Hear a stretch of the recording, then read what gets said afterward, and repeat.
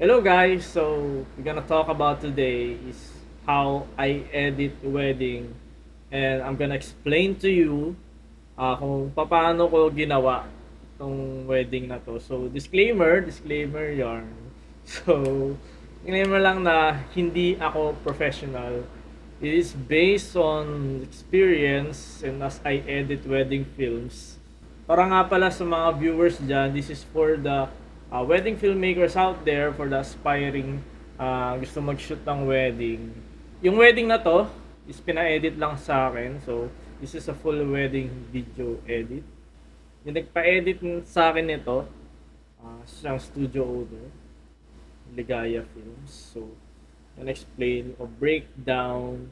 Basta, ang dami ko natutunan eh. So, gusto ko siya i-share. Then first, yung peg natin, yung peg na binigay niya sa akin, is galing dun sa Studio King. Isang studio na nagsishoot ng wedding, pero famous sila sa paggawa ng mga power intro. Pero, nagulat din ako na meron din pala silang story side, on storytelling, na parang may pagka-art of jello. Pero Studio King is kilala siya sa pagbibigay ng power intro. Pero yun na nga, come back to this edit na yun yung peg na may pagka-story making yung film na ine-edit ko ngayon. So the first thing that I do is to take notes, panoorin yung peg. So ganun ako gumawa na bago ako mag-edit. So tine-take notes ko muna. Ayan. So ayan. So the first 5 minutes is syempre yung kasi 20 minutes to eh. So, tinignan ko muna kung paano in-edit to ng editor. So, yung una is siyempre, kung mapapanood nyo, yung una is prep siya eh. Siyempre, preparation, mga candids ng bride, groom, bago mag-umpisa yung bago pumunta dun sa ceremony.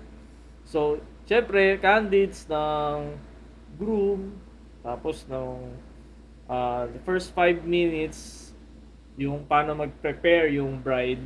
So, dito, syempre, una gumawa muna ako ng trim.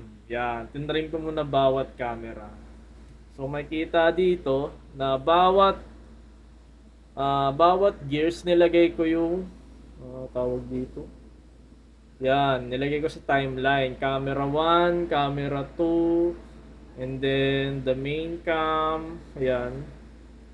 Una ko muna syempre, hinanap ko muna kung ano yung mga candid moments na ito talaga yung pinakamatrabaho as in na yun nga, pinapagawa sa akin to ng 1 month.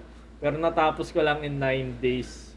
Pero bukod doon, ang dami ko pang mga errands, ang dami ko pang routine na ginagawa. So, ko lang, baka 5 days ko nga pwede ito matapos. Pero yun nga, first time ko itong ginawa.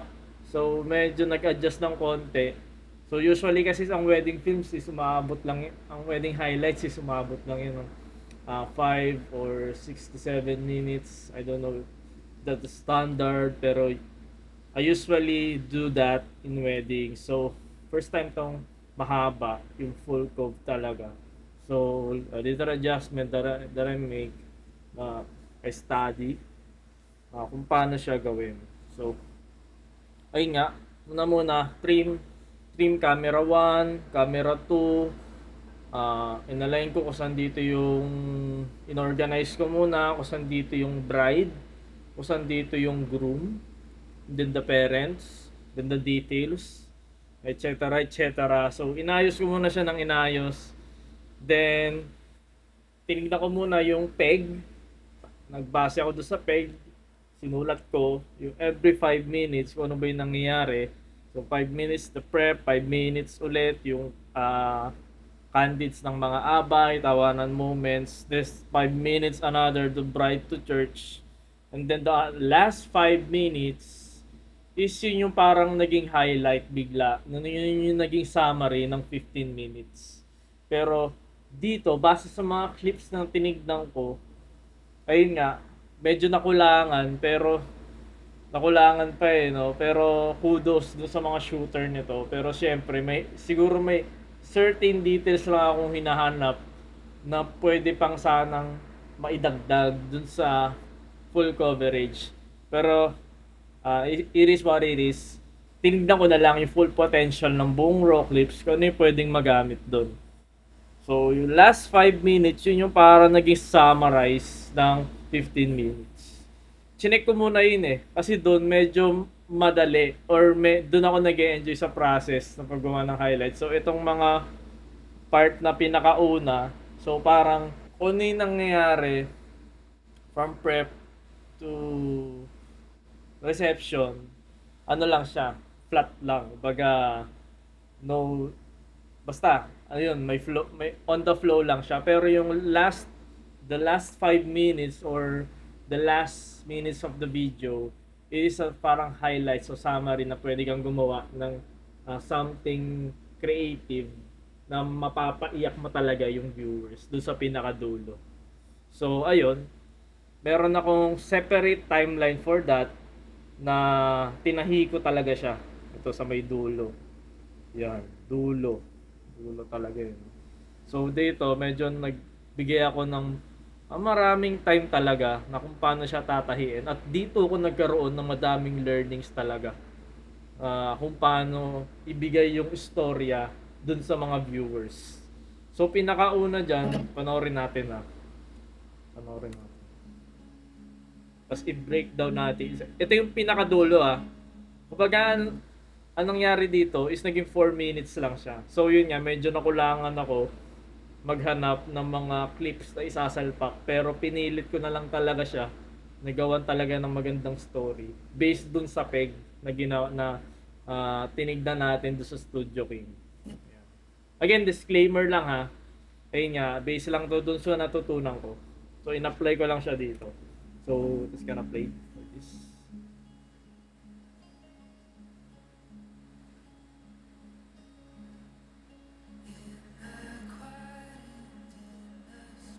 So, base dito, papakita mo na yung details, prep ulit ng groom, tapos prep ng bride. Parang mga baga sana silhouettes lang sana may medyo pagka-blurred or details lang. Then pinasok ko na yung entrance ni groom. Kasi ganun din sa peg entrance ni groom. Kaya kudos sa mga shooter, stop ko muna, pero ang suggestion ko lang na magandang clip sana doon. Mas maganda kung medyo close up pa talaga na as in yung close up na tight, sobrang tight talaga.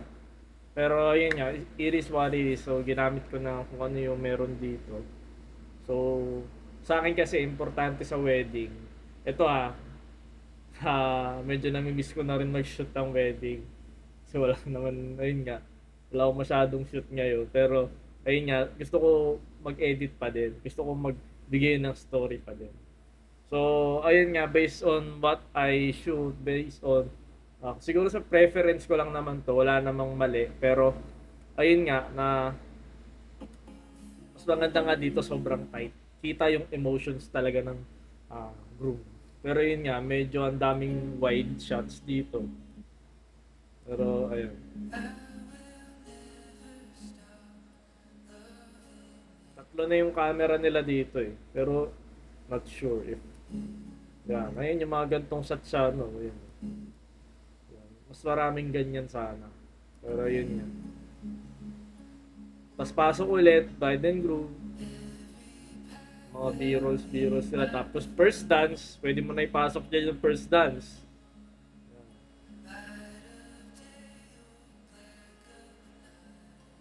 Na meron ka talagang parang binibuild up mo yung viewers. Na ito yung bride and groom. Tapos dyan may papasok, yung parang pa-entrance na rin. So ang daming build up na mangyayari dito. Na ito yung bride is nandun pa lang dun sa car. Pero mamaya, as I play the video, makikita nyo.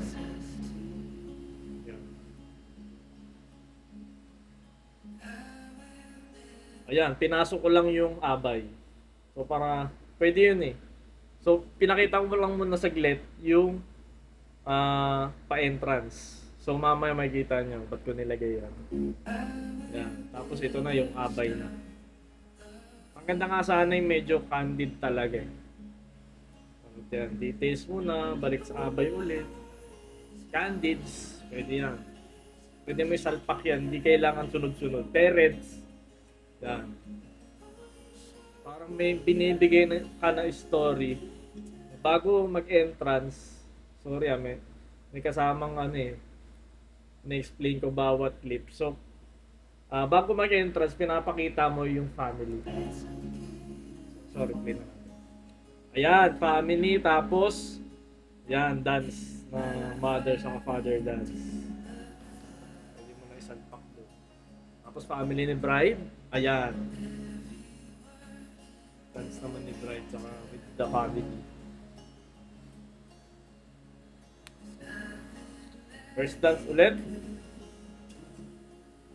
Maganda sana medyo tight palagi. Tapos, bride and groom, B-rolls. Ayan. First dance ulit. Medyo ayun na talaga yung clip na nakita ko eh. Bride and groom ulit. So napansin nyo, parents, tapos first dance, tapos montage, bride and groom ulit, tapos balik sa church. Parang may istorya kang binibigay talaga. Ayan, di ba nakita nyo? Tumakbang doon sa kotse. Pero yung pinakauna is nandun pa lang siya sa loob ng kotse. So dito, nilagay ko ulit na lumabas na siya ng kotse. Yan, papunta na siya doon sa entrance. Tapos babalik yan. Ayan, pinakita ko muna yung bride nung naghahanda na siya sa entrance. Tapos bride and groom ulit. Tapos, pwede mo na ilagay dyan yung post-snap. Diba? Post-snap yan, post-snap.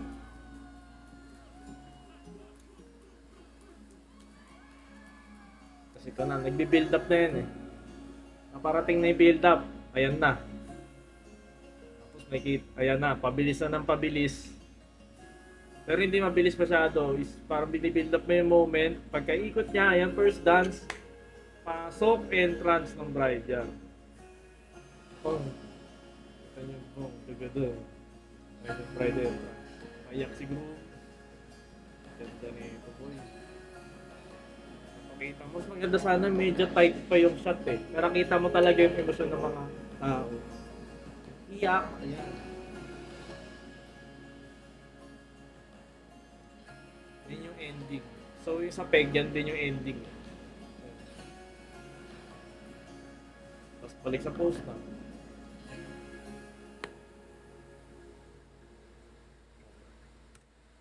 So yun. Dami ko lalasahan. Pero, ayun na, siguro gagawa pa ako ng part 2. O I don't know. Makikita natin sa comments. Pero yun na lang muna. Sana meron kayo natutunan. Salamat sa panonood. And tuloy-tuloy lang sa pag-shoot and sa pag-edit, sa pagbibigay ng story. O salamat sa panonood. Hindi ko lang pala yung outro ko, pero dito na nagtatapos.